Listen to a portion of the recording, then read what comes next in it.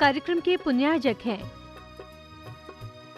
आगम धर्मानुगामी एवं संरक्षक स्वर्गीय श्रीमंत सेठ हुकुमचंद्र कामरा की 11वीं पुण्य स्मृति पर श्रद्धा अनुराग से अभिप्रेरित नमन करते हैं। इस कार्यक्रम के श्रद्धान्वित परिवार पत्नी श्रीमती सुशीला कामरा, पुत्र विनोद, शशि, देवेंद्र, नीलम, राकेश, ज्योति, सुनील, सपना, मुकेश, पौत्र शिल्पी, महावीर, अंजलि, अंकित, शिरभी, अभिषेक, अर्पित, सौम्या, ऋषिराज, सचिन एवं समस्त श्रीमंत सेठ कामरा परिवार ललितपुर, कामरा शूटिंग शर्टिंग, सूरत।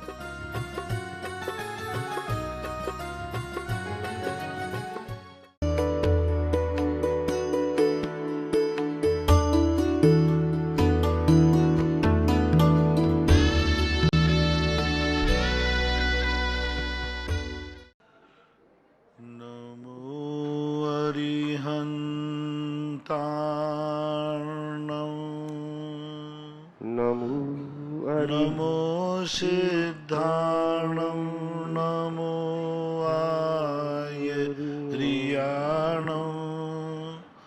नमो वज्रायाणं नमो लोये सव्यसाहूर्णं।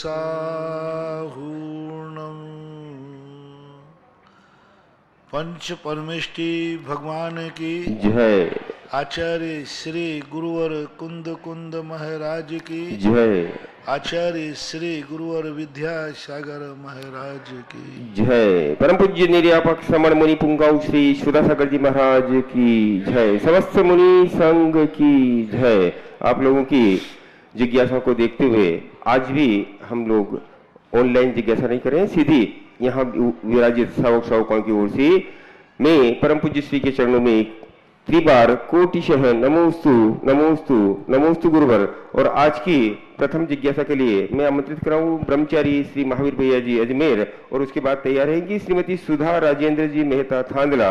और उससे पूर्व आज परम पूज्य श्री के चरणों में आभार स्वरूप मैं पूरी तीर्थ क्षेत्र कमेटी बिजूलिया और यहाँ उपस्थित सभी श्रावकों की ओर से परम पूज्य श्री के चरणों में आभार के रूप में, क्योंकि आज जो भव्य और महा अतिशयकारी कार्यक्रम आपके आशीर्वाद से संपन्न हुआ, उसके लिए पूरी तीर्थ क्षेत्र कमेटी और सकल दिगंबर जैन समाज मेवाड़ प्रांत की ओर से परम पूज्य श्री के चरणों में कोटिशः नमोस्तु नमोस्तु नमोस्तु गुरुवर।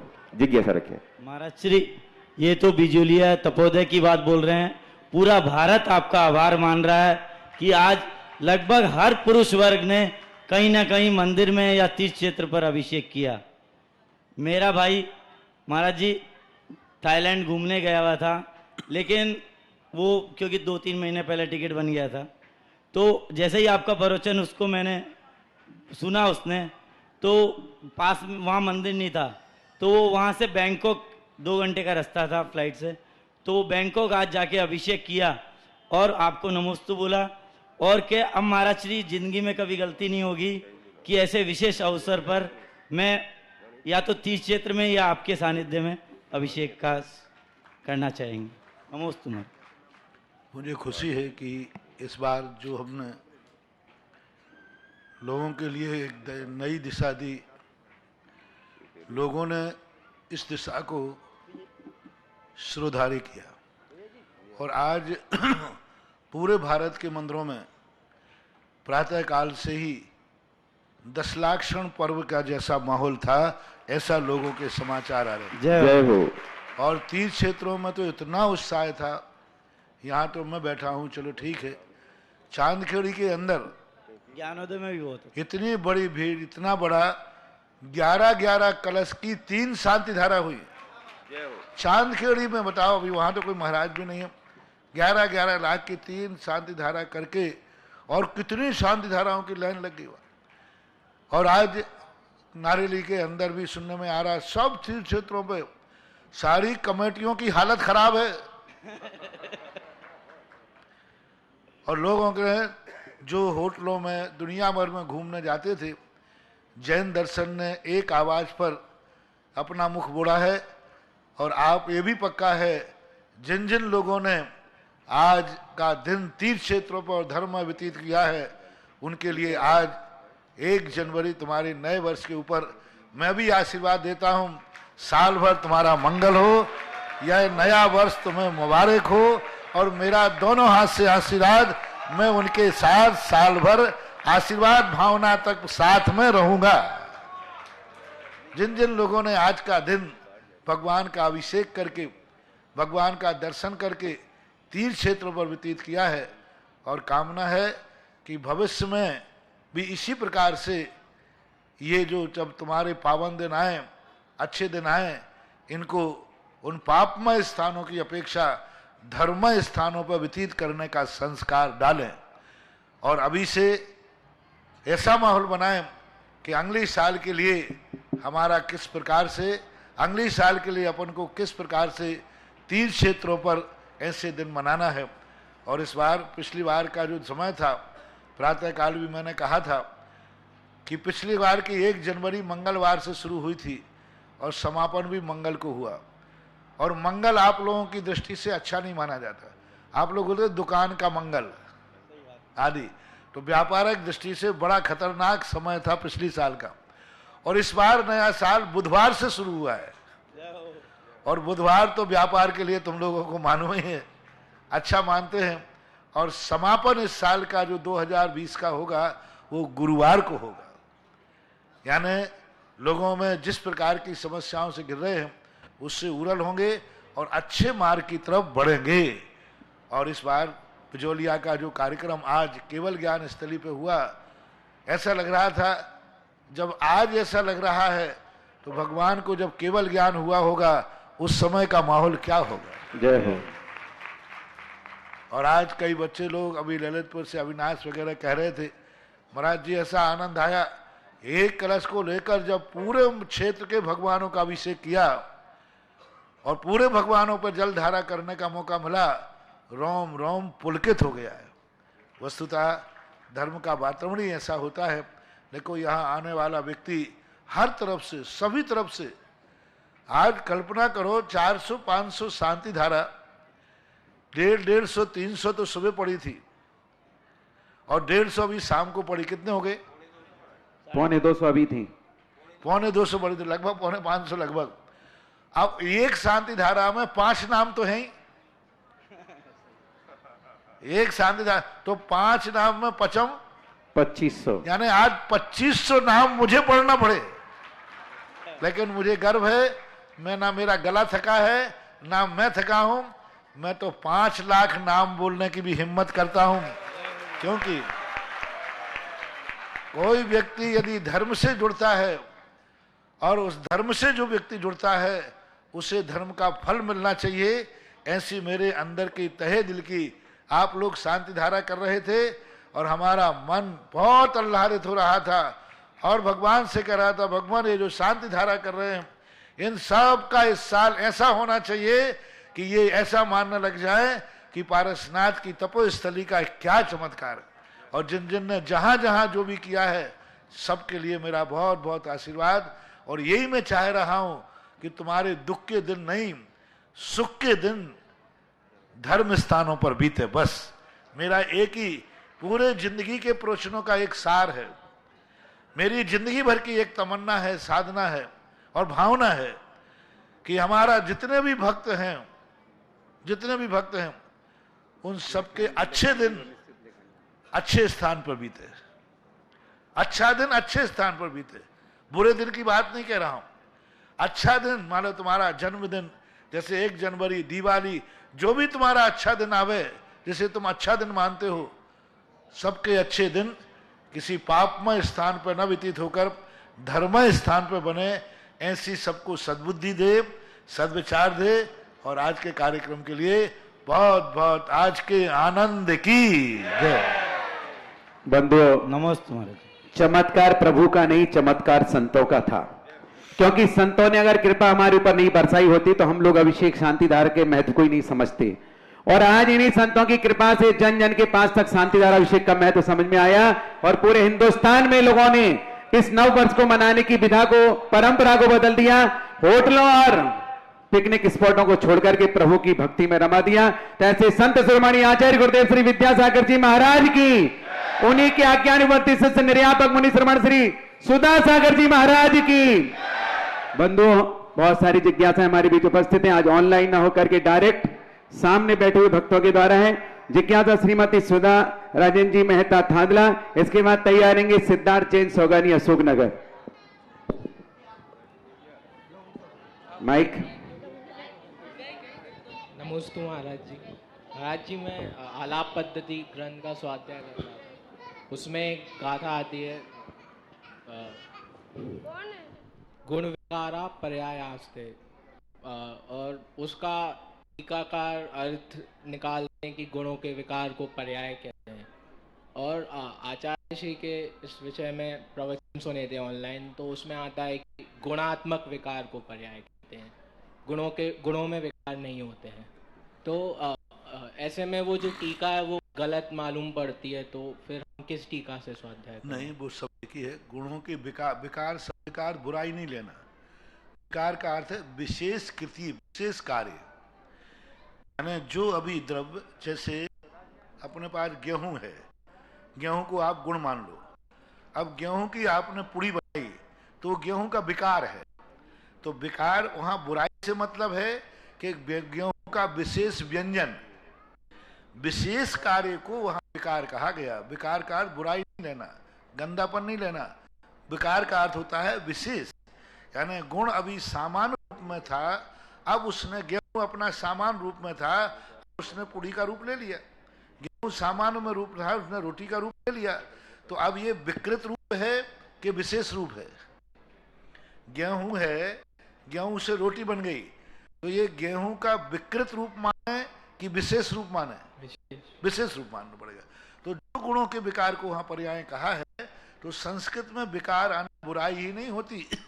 विकार आने विशेष कार्य, विशिष्ट कार्य को विकार शब्द से संबोधन किया गया है। इसलिए वहां कोई बात नहीं। पूज्यवर आचार्य महाराज का भी कथन यही है, आत्म का विशेष परिणाम। और वहां भी अर्थ यही है, क्योंकि संस्कृत के कुछ शब्द ऐसे होते हैं जो वर्तमान में रूढ़िगत अर्थ से भिन्न होते हैं। जैसे अपन सामान्य भाषा में पाखंडी कहते हैं छली कपटी को, और पाखंडी का संस्कृत में अर्थ होता है पापों का खंडन करने वाला।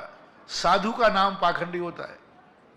तो इसीलिए वहां पर विकार से आप विकृति न लें, वहां यही लें गुणों के विशेष कार्य को पर्याय कहते हैं, जैसे हमने गेहूं का उदाहरण देके समझाया। चलिएगा, सुधा जी शायद उपस्थित नहीं है।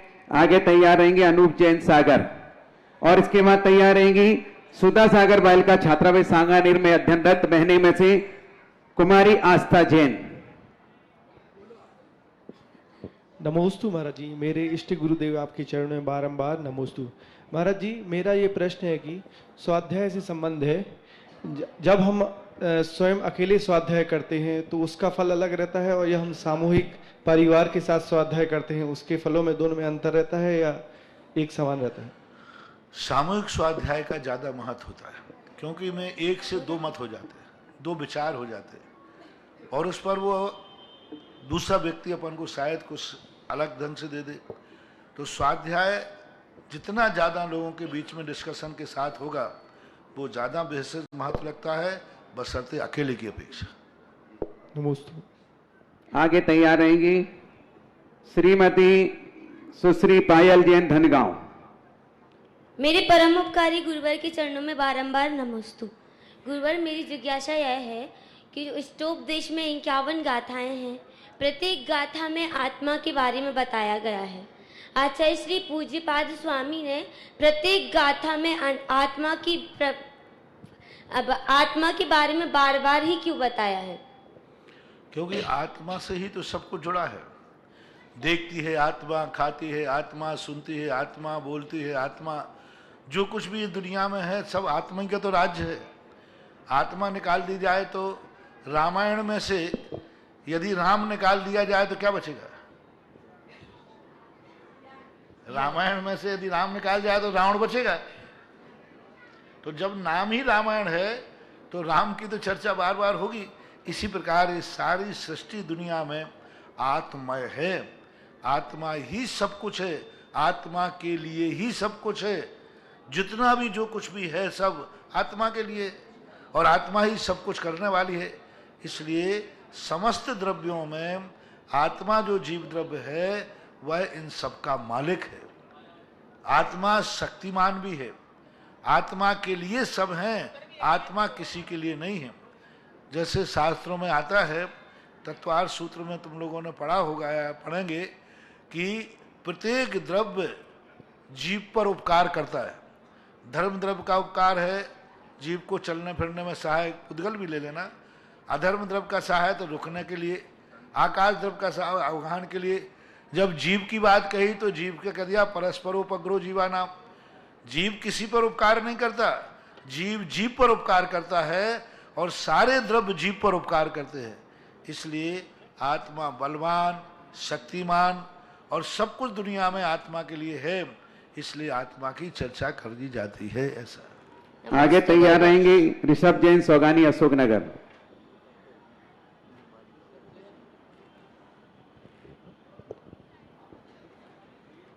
नमोस्तु महाराज जी। महाराज जी, मेरा प्रश्न ये है कि संसारी जीव प्रवृत्ति मार्ग से निवृत्ति मार्ग की ओर कैसे बढ़े और धर्म के स्वरूप को कैसे समझे। जिस बिना नहीं जिन राज सीजे, तू रोलो जग कीछ में, एक घड़ी मत बिसरो करो आयु यम मुख बीच में। जिनेंद्र भगवानों ने जो निवृत्ति मार्ग बताया है वो तो मात्र एक संयम का मार्ग है। इस संयम के मार्ग के बिना निवृत्ति का मार्ग कुछ था ही नहीं, है ही नहीं। जैसे छेडाला में कहते ना, आत्म को हित है सुख सो सुख, आकुलता बिन कहिए, आकुलता से माही न ताते, शिव मग लाग्यो चाहिए। शिव मार्ग ही अनाकुल भाव रूप है, बाकी संसार में आकुलता ही आकुलताएं हैं। और वहां तक पहुंचने के लिए सबसे पहले आचार्यों ने प्रारंभ में धीरे धीरे करके षड आवश्यकों का पालन करो, अष्टमूल गुणों से अपनी जिंदगी शुरू करो और 12 व्रतों में परिवर्तित करो, और 12 व्रतों को पालने के बाद महाव्रत रूप ही निवृत्ति मार्ग है। महाराज जी, हमें जीवन में मुहूर्त, पक्ष और घड़ी को कितना महत्व देना चाहिए। पक्ष और घड़ी मुहूर्त। और मुहूर्त। मुहूर्त को महत्व देना चाहिए। मुहूर्त कैसे होते हैं? भुजते हुए दीपक में घी है, बात ये सब कुछ है। हवा चलने पर कांच को कितना महत्व दिया जाता है, बस उतना ही महत्व है। दीपक मुहूर्त से नहीं जलता, दीपक घी बाती से जलता है। जलता तो घी बाती से है, लेकिन भुजता हवा से भी है। इसी प्रकार से जो जलेगा अपने उपादान से चलेगा, लेकिन मुहूर्त आदि भुजते हुए दीपक को जैसे अपन हाथ लगा देते हैं, इस प्रकार का काम करता है। इतना ही उनका काम होता है, इससे ज्यादा नहीं। नमोस्तु महाराज। आगे तैयार रहेंगे विनीत जी जैन, महावीर नगर, कोटा। नमोस्तु महाराज जी।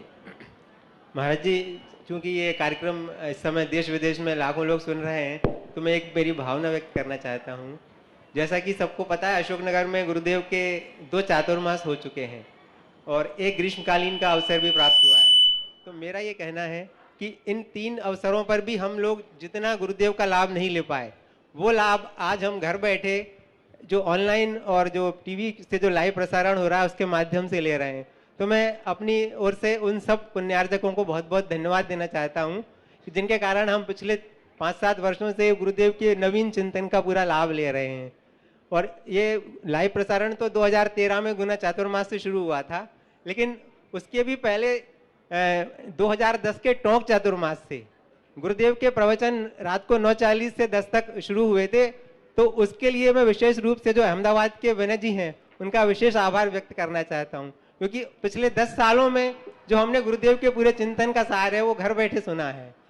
महाराज जी, मेरी जिज्ञासा ये है कि पूज्य प्रवचन सार ग्रंथ में आचार्य महाराज ने कहा है कि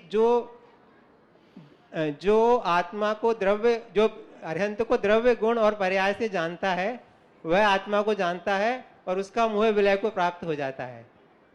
तो इसका अर्थ विशेष रूप से स्पष्ट कैसे हो सकता है? दूसरा ये कि आप जो अनेकों बार संकेत देते हैं कि जिन बिंब के दर्शन से निदत्ति और निकाचित कर्मों का क्षय होता है, तो क्या इन दोनों का परस्पर में कुछ संबंध है? संबंध नहीं, एक ही रूप है। जो जानदी अनंताणम दब्बत गुणत्व पज्ये ही सो जानदी अपाणम, ऐसा पूज्यवर कुंदकुंज स्वामी महाराज ने प्रवचन सार के अंदर कहा कि जो अरहंत भगवान के द्रव्य गुण पर्यायों से जानता है वह अपनी आत्मा को जानता है। द्रव्य किसे कहते हैं? द्रव्य का त्रिकाली स्वभाव, कि ये कोई भी द्रव्य ले लो, अरहंत का ले लो या अपना स्वयं का ले लो। अरहंत का इसलिए कहा कि वो व्यक्त है, अतीत वो से निकल चुका है और भविष्य को वो पा चुका है। भगवानों का ध्यान करने को क्यों कहा जाता है? किसी का भी ध्यान करना चाहिए, लेकिन प्रारंभ अवस्था में कहा जाता है भगवान का ध्यान करो। क्यों? भगवान अतीत से निकल चुके हैं और भविष्य को वो पा चुके हैं। अपना ध्यान करेंगे तो अपने पास अतीत है, वर्तमान है, लेकिन भविष्य गायब है। तो अरहंत भगवान के पास तीनों काल हो चुके, भविष्य तो अतीत तो उनने भोग चुके हैं। इसलिए भगवान का अतीत जानो, वो अतीत में क्या थे। द्रव्य का जानने का अर्थ है अतीत में वो क्या थे, किन किन पर्यायों में थे, किस रूप में थे, वर्तमान में क्या है और भविष्य उनका किस रूप है। ऐसा जब जानेंगे और उसी प्रकार फिर अपना रूप जान लेना, जैसा अरहंत का है वैसा ही अपना है। गुणों से हमें उनको जानना है। भगवान का अनंत चतुष्टय रूप गुण है, तो वे अभी तक कहाँ छुपे हुए थे, उनके संबंध में समझो, पर्याय को समझो कि अरहंत पर्याय आज अनंत सुखात्मक प्रकट हुई है, कल तक कहाँ थी, कल क्यों नहीं थी ये पर्याय। दूध में घी था तो आज क्यों निकला, कल क्यों नहीं निकला। ये घी आया कहाँ से? बोले दूध में। दूध तो मेरे पास कल भी था, लेकिन घी नहीं था। तो फिर आचार्य कहते हैं कि आपको ये चिंतन करना है, दूध के अलावा कोई घी था नहीं, दूध के में से घी निकाला। आप हमें दूध देके गए और उसने कहा ठीक है कल घी ले जाना, उसने कल घी दे दिया। तो अब तुम्हें सोचना है कि भाई ये घी कहाँ से आ गया। बोले दूध में से। बोले दूध तो मेरे पास भी था। जब दूध हमारे पास था और घी में से दूध आया, तो कल तक दूध में घी क्यों नहीं था, और था तो मेरे पास क्यों नहीं था। तो फिर प्रक्रिया समझो कि दूध में घी तो कल भी था, लेकिन उसके निकालने की प्रक्रिया हम नहीं जानते थे। अरहंत भगवान ने उस दूध में से घी निकाल लिया, तो उस पर्याय कैसे निकली, कल तक क्यों नहीं थी, इनकी क्यों निकली, मेरे क्यों नहीं निकली। ऐसा जो चिंतन की तरफ मुड़ जाता है व्यक्ति, तो वैसा ही अपनी आत्मा को जानने लग जाता है। पर्यायों से जो अरहंत को जान लेगा वो अपनी आत्मा को ही जान सकता है, बिना अरहंत को जाने बिना नहीं जान सकता।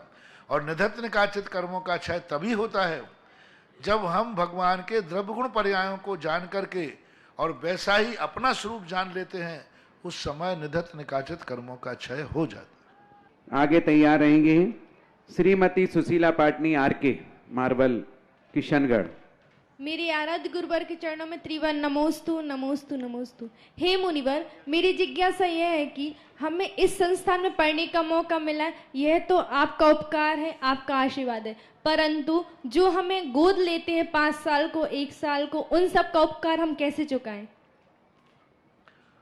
उनका उपकार ये है कि क्योंकि वो उनको मेरी आवाज़ सुनाई पड़ती है। जब मैं हम आपको आपका फल बताते हैं कि एक बच्ची यदि धर्म से संस्कारित हो जाती है 5 साल के लिए, तो वह कितना भविष्य उसका उज्जवल हो जाता है, कितने लोगों का उज्जवल हो जाता है। अब वो जो बच्ची अपने जीवन में जब तक ये संस्कार जीवित रखेगी, उसका 6ठा भाग का कमीशन उसके खाते जाता रहेगा जिसने उसको 5 साल तक पढ़ाया है। बहुत बड़ा लाभ है। कोटा के अंदर जब मैं था वहाँ, एक बच्चा मैं लौट रहा था, कमरे में बाहर के पाटिये की फोटो उतार रहा था और उस कमरे को नमस्कार कर रहा था। मैंने कहा भाई ये क्या कर रहे हो आप? बोले महाराज जी मैं इसलिए इस पाटिये को नमस्कार कर रहा हूँ जिसने ये कमरा बनाया, इस कमरे में रह करके मैंने 2 साल तक पढ़ाई की है, धर्म भी पालन किया है और कर्म की भी पढ़ाई कर ली। और यदि मैं किसी होटल में रहता तो पता नहीं क्या, आज मैं इस पद पर पहुंच गया हूं और आज भी मेरे पास धर्म के संस्कार, मैं रात में नहीं खाता। कम से कम उसका बहुत अच्छा पैकेज, 10 लाख रुपए महीने का लगभग पैकेज था। और वो पैकेज वाला व्यक्ति कह रहा है कि मुझे इस हॉस्टल की बदौलत है जो आज मेरे पास संस्कार है। मेरे सारे साथी शराब पीते हैं, नॉन वेज करते हैं, सब करते हैं, मैं नहीं करता हूं क्योंकि मैं 2 साल यहाँ पढ़ा हूं। अब जिसके कमरे में उस बच्चे ने पढ़ा है, अब पूरी जिंदगी भर उसने कितना मांसाहार करता तो कितने जीवों की हत्या करता, शराब पीता तो कितना अनर्थ करता, और वो किया। तो ये हॉस्टल जो बनाते हैं छात्रावास, संस्कारवान छात्रावास, कमाने के लिए नहीं तो कोटा में कमाने वाले छात्रावास भी बहुत बन रहे हैं। जो संस्कार के लिए बनाते हैं, समाज के ट्रस्ट बनाते हैं, उनके लिए जो भी दान देता है वह दान एक मंदिर के दान से कम नहीं है। क्योंकि मंदिर यदि हम कितना भी पवित्र बना दें, यदि उनके आने वाले रास्ते और आने वाले यदि गंदे हैं तो मंदिर पवित्र नहीं रह पाएगा। तो ये जगह जगह जो छात्रावास हैं, हॉस्टल खोले जा रहे हैं, इनके लिए बहुत जरूरी है। मैं तो कहता हूं हर जिले के अंदर एक जैन छात्रावास होना चाहिए, जहां जैनी हर जिले के अंदर होना चाहिए।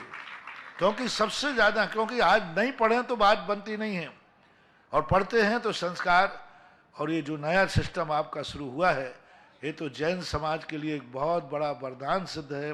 तो जैसे अभी ऋषभ सोगानी ने कहा कि हम सबसे पहले उपकारी उनके हैं जो हमारे लिए प्रतिदिन जिज्ञासा समाधान, सुबह के प्रवचन, अपने धन राशि के बल पर सारी दुनिया को सुनवा रहे। बहुत बड़ा पुण्य।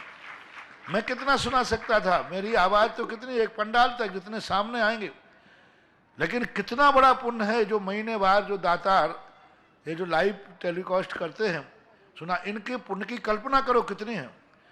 आज लाखों लोग रात्रि भोजन छोड़ रहे हैं, लाखों लोग। आज देखिए 1 जनवरी को हम यदि यहां से आवाज लगाते तो हम बिजोलिया तक आवाज लगा पाते।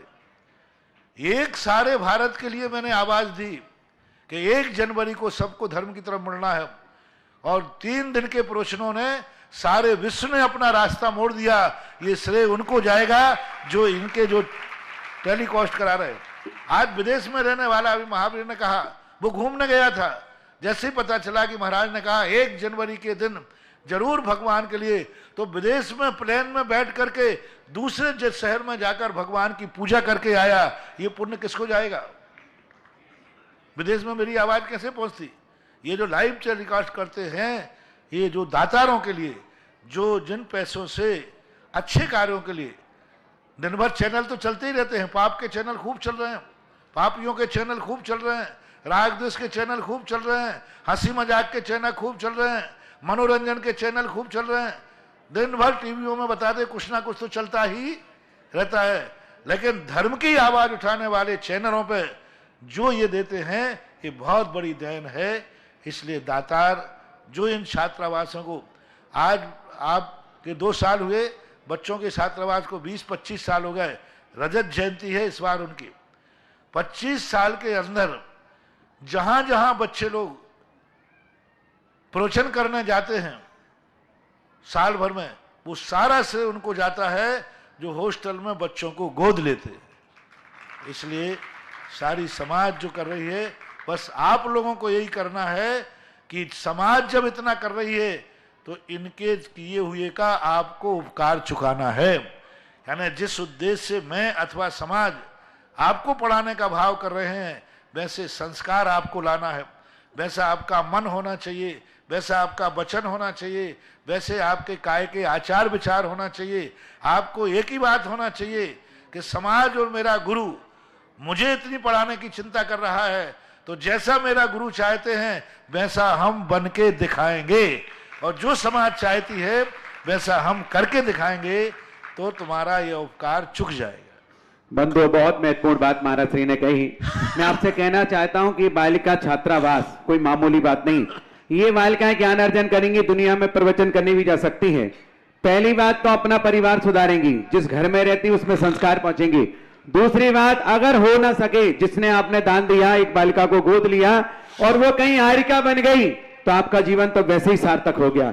हम अपने बेटा बेटी को हारिका नहीं बना सकते, ब्रह्मचारी नहीं बना सकते, लेकिन किसी एक बालिका को गोद लेकर के उसे जीवन भर ज्ञानार्जन कराने में आप सहभागी बनेंगे और वो हारिका बन गई, महाव्रत का पालन किया, तो उसका पुण्य भी तुम्हारे खाते में जाएगा। और यदि संसार में इस बालिका ने शादी भी करा ली तो उस कुल को भी रोशन करेगी, क्योंकि संस्कार धर्म के हैं, उस परिवार को, कुल को बढ़ाएगी। तो बंधु, एक बालिका 5 साल अध्ययन करती है और 5 साल के लिए अगर एक बालिका को गोद लेते हैं तो बहुत अधिक राशि नहीं, मात्र 5 लाख रुपए की राशि है। आप चाहें तो एक बालिका को गोद ले सकते हैं 5 साल के लिए, आप चाहें तो एक बालिका को 2 साल के लिए, 3 साल के लिए, 4 साल के लिए, 1 साल के लिए, अपनी राशि पर ईयर 1 लाख रुपए की राशि है। बंधु, कहना चाहता हूं कि इससे बड़ा दान, क्योंकि बेटा पढ़े या ना पढ़े, लेकिन बेटी अगर पढ़ गई तो 3 कुल को संभाल सकती है, ये मामूली बेटी नहीं होती है। और मेरे पास कल जब महाराज श्री ने और 2-3-4 दिन पहले ये कहा था कि बेटों को संस्कार देना है, बेटियों को संस्कार देना है, तो एक ऑनलाइन एक भक्त ने अपनी भावना भाई और एक बालिका को 5 लाख की राशि से 5 साल तक पढ़ाने का भाव व्यक्त किया है। श्रीमान नरेंद्र, सुदेश, रानी, किवी, संगीता, वैभव, आंचल, रिद्धि, सिद्धि, स्वामी, दुर्गापुर, पश्चिम बंगाल से भावना भाई है। एक बार उनकी भावनाओं के समानता ली जाए। और 1 वर्ष के लिए एक बेटी श्रीमती प्रेमिला जी संगी, भुवनेश्वर, 1 लाख रुपए की राशि 1 वर्ष के लिए बालिका पढ़ाने की भावना भाई।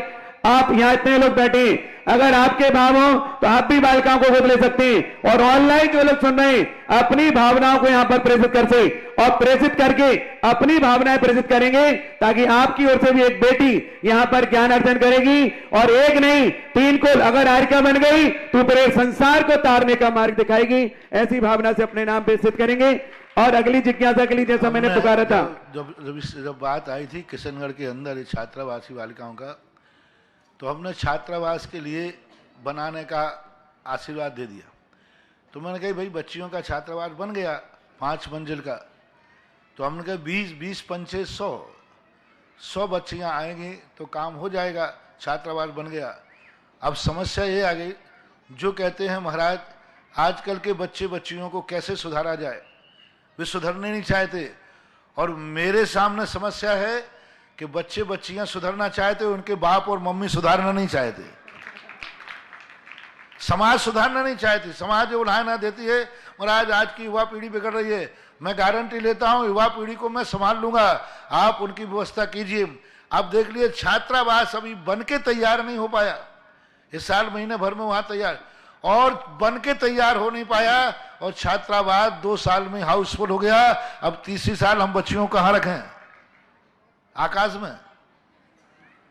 अब लोग आपके जो शिकायत होती है कि आज की बच्चियां सुधरना नहीं चाहती, आज की बच्चियां मॉडर्नाइज में जाकर के फंस रही हैं, अब मेरे सामने बच्चियां सुधरने को तैयार हैं, आपके पास उनको सुधारने के लिए एक कमरा भी नहीं है। इस साल पूरा छात्रावास हाउसफुल हो गया, 5 मंजिल का छात्रावास बनाया था, छोटा सा स्थान था, लेकिन अब अगली साल से यही समस्या आ रही है कि कहां रखें। यानी अब बाद में मेरे पास प्रश्न मत करना, हमारी जैन समाज की एक बच्ची बिगड़ जाती है तब आप दुनिया भर का हंगामा करते हो, और सैकड़ों बच्चियां अपने दरवाजे खड़ी हैं सुधरने की कि मुझे सुधारो, मुझे संभालो, हम उनको नहीं संभाल पा रहे। इसलिए श्रेष्ठी वर्गों से कहना है अगली साल बच्चियों को कहां रखेंगे, इसका समाधान मुझे आप लोगों से चाहिए। यानी एक नया छात्रावास बनाने का हमारे लिए आश्वासन चाहिए पुण्यार्जकों से। कोई श्रेष्ठी वर्ग मेरे सामने आवे, देखो तुम्हारी बच्चियों को सुधार रहे हैं, तुम्हारी बच्चियों के लिए सद संस्कार दे रहे हैं, मात अकेला रहने की व्यवस्था आप दीजिए। तो हमें ऐसा श्रेष्ठी चाहिए है जो ये कहवे कि महाराज बच्चियों को दरवाजे से वापस मत करना, बिल्डिंग बनाने की जिम्मेदारी हम लेते हैं। एक व्यक्ति आ जाए, 2 आ जाए, 10 लोग मिलके आ जाए, कोई ग्रुप बना के आ जाओ, NRI आ जाओ किसी देश के, कि आप छात्रावास बनाइए, बच्चियों को वापस मत लौटाना, उनके रहने के लिए हॉस्टल हम बनाने को तैयार हैं। हमने 3 दे दिए, कहीं नगर की पूरी समाज आ जाए, कोई ग्रुप सामने आ जाए, कोई 10 श्रेष्ठी सामने आ जाए, कोई एक सेठ सामने आ जाए कि बच्चियां यदि सुधरती हैं तो उनको रहने के लिए हॉस्टल की बिल्डिंग हम बना के देंगे। ऐसा कोई व्यक्ति आ जाए तो मैं सारे जैन समाज की बच्चियों को ऐसे संस्कार देंगे कि तुम्हारा धर्म भी हो जाएगा और कर्म भी हो जाएगा। अब देखो कितना जोश है बच्चियों में, यानी हम 5 साल के नहीं, हमेशा के लिए हॉस्टल बना दी थी, वो 2 साल में पूरी हो गई। अगली साल बच्चियां फिर 100 बच्चियां ली जाएंगी, तो उनको रखेंगे कहाँ? ये समस्या अभी से जा रही है। अब ये समस्या अभी 6 महीने हैं, 6 महीने के अंदर, कल मत कहना कि महाराज आपने हमारे लोगों से कहा नहीं, हमने सारे भारत के सेठों से कह दिया अगली साल 100 बच्चियों को रखने की व्यवस्था आपको करना है। वे 100 बच्चियां धर्म का संस्कार लेने के लिए सामने सम्मुख है और आना चाहिए। महाराज श्री, आप तो मात्र प्रेरणा देते रहे, लोगों को आशीर्वाद देते रहे, आपकी वाणी को सुना नहीं कि एक ऐसा भक्त परिवार जयपुर में जो निवास रहते हैं, उनकी बेटी की शादी 16 जनवरी को है और वो उनका कहना है कि बेटी की विदा बाद में करूंगी, पहले एक 5 साल के लिए बेटी को गोद लूंगी। देखो कितना बड़ा त्याग है कि मेरी बेटी घर से विदा होगी, लेकिन सांगानेर संस्थान की एक बेटी को मैं गोद लूंगी और एक बेटी को 5 साल तक पढ़ाऊंगी। ऐसे भक्ति श्रीमती मीना जी बिलाला, पारुल बिलाला, जिनकी शादी जयपुर में 16 तारीख को है, जौहरी बाजार की निवासी हैं। इनका देखो कितना बड़ा त्याग है कि बेटी की विदा पहले करूंगी, इस बेटी की विदा करने के पहले एक बेटी को मैं पढ़ाऊंगी और गोद लूंगी। तो ऐसी भावनाओं के सम्मान में जोरदार ताली जाए जिन्होंने 5 लाख रुपए की राशि प्रदान करने की घोषणा की है। बेटी की विदा पर बेटी गोद ले रहे हैं ना, इस बेटी की दुआ उस बेटी को ससुराल में सुखी रखेगी, ये मैं आशीर्वाद दे रहा हूं। महाराज श्री, मैंने तो ये सुना था कि जो लोग जिनके यहां संतानें नहीं है, जो लोग जिनके यहां शादियां नहीं हो रही हैं, अगर ऐसा परिवार बेटियों को गोद लेता है तो नियम से उनकी शादी हो जाती है। तो ऐसे लोग भी चाहें तो कम से कम एक एक बेटी गोद लें, ताकि आपके घर में एक बहू आ सके और आपको गरम गरम रोटी खिला सके। आइएगा, आगे जिज्ञासा के लिए तैयार रहेंगे श्रीमान विमल जी जैन, अशोकनगर। सुशीला भाभी के बाद। नमस्ते महाराज श्री जी। महाराज जी, आज सुबह से लेके अभी शाम तक की ऐसी क्रियाएं धर्म के साथ हम लोगों ने सब ने बहुत किया, बहुत आनंदित के साथ बहुत ही अच्छा लगा। लेकिन महाराज श्री, आज तक आपने कभी पहले नहीं बताया कि नया साल ऐसे मनना चाहिए। पहले बार ही आपने आज इतना लोगों को 5-7 दिन से आप बता रहे हैं, तो लोगों में कितनी प्रभावना हुई और पूरे हिंदुस्तान में सब जगह। तो महाराज ऐसा हमको आप हरदम आशीर्वाद देते रहिए कि हमारे बच्चे और हमारे सब आपके सानिध्य हम नया साल शुरू करें। आजकल का जमाना क्या है, बच्चे तो अपने अनुसार चलते नहीं, हमें ही बच्चों के अनुसार चलना पड़ता है। हमने बहुत प्रयास किया कि हमारा जो नया वर्ष है वो बनाया जाए। हमारा नया वर्ष है दिवाली और श्रावणवदी एकम, तो वो तो किसी ने एक्सेप्ट किया नहीं। तो हमने मना कि ठीक है, तुम हमारे साथ मत चलो, मैं तुम्हारे साथ चलूंगा, लेकिन तुम्हें अकेला नहीं छोड़ूंगा। हाँ, बात तो यही है। प्रयास किया कि तुम मेरे पास आ जाओ, मत आओ, मैं तुम्हारे साथ चलता हूं, लेकिन मैं तुम्हारे साथ चलूंगा। इसलिए मैंने सोचा कि जब दुनिया के पापों की तरफ दुनिया दौड़ रही है, तो क्यों ना उस तारीख को इतना पावन बना दिया जाए। क्योंकि कुछ तारीखें ऐसी होती हैं जो पावन होती हैं, और कुछ तारीखों में पावन कार्य किया जाए तो वे पावन हो जाती है। ऐसा होता है। महाराज जी, हम आगे से कोशिश करेंगे कि परिवार सहित, बच्चों सहित आपके चरणों में हम इस आज के दिन रहें। सब खुशी के दिन ऐसे ही मनाना चाहिए। चलो। और श्रावक और मुनि किस प्रकार के होते हैं महाराज श्री संघ का? श्रावक और मुनि किस प्रकार के होना चाहिए? श्रावक और मुनि सबकी चर्या है। जैन दर्शन विश्व का एक ऐसा दर्शन है जिसने हर चीज का सिद्धांत बनाया। श्रावकों की आचार संहिता बनाई और मुनियों की आचार संहिता बनाई। दोनों की आचार, विश्व के अंदर मात्र दिगंबर जैन धर्म में दोनों की आचार संहिता है, और पूरी आचार संहिता विधिवत लिखा है कि 24 घंटे की दैनंदिनी श्रावकों की कैसी हो, मुनि की कैसी हो, सब कुछ कैसा सोचे, कैसा बोले, कैसा खाए, कैसा उठे, कैसा बैठे, क्या सब चर्याएं दी है। तो आगम के अनुसार दोनों की चर्या होना चाहिए, तभी वह सामंजस्य बैठता है। नमोस्तु महाराज श्री। विमल जी के बाद तैयार रहेंगी बहन नैनी सांगानेर। महाराज जी के चरणों में मेरा और मेरे परिवार का नमोस्तु नमोस्तु नमोस्तु। महाराज जी, मैं 40 साल से पूर्व से शेखर जी की वंदना कर रहा हूँ, और वहाँ खाता पीता भी हूँ, गंदगी फैलाई है, गोडोली में बैठा हूँ। लेकिन 2 साल पहले गुरुदेव का आशीर्वाद ले गया तो पर्वत पर ना तो मैंने कुछ खाया पिया, ना उपवास के साथ वंदना हुई, और अभी 4 महीने पहले भी अप्रत्यक्ष रूप से पर्वतराज पे चढ़ने के पहले मैंने नमोस्तु करके चढ़ा हूँ, तो महाराज जी मेरी बिल्कुल पैदल बंधना हो गई। आखिर ऐसा कैसे? बहुत बड़ी ताकत शरीर में होती, भावनाओं में लोग कमजोर हो जाते हैं, इसलिए वो सारे और क्षेत्र पर गंदगी बैठाल करके, गंदगी फैला करके वहाँ पवित्रता का रूप नहीं बनता। मैं तो सदा कह रहा हूँ, सम्मेद शिखर आदि जैसे पहाड़ों के ऊपर खाने पीने का त्याग करो, अन्यथा उस क्षेत्र की जो पवित्रता है धीरे धीरे खत्म होती जाएगी। आप लोग हिम्मत करके चढ़ो, थोड़ा सा कष्ट होता है, लेकिन यदि हिम्मत रखो तो अपने आप आ जाता है। ये धर्म के कारण से हम कष्ट सहन करते हैं, कई लोगों के ऐसे कष्ट कर्म के कारण भी सहन करना पड़ते हैं, ऐसा।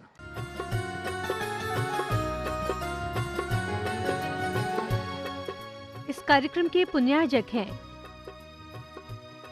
आगम धर्मानुगामी एवं संरक्षक स्वर्गीय श्रीमंत सेठ हुकुमचंद्र कामरा की 11वीं पुण्य स्मृति पर श्रद्धा अनुराग से अभिप्रेरित नमन करते हैं।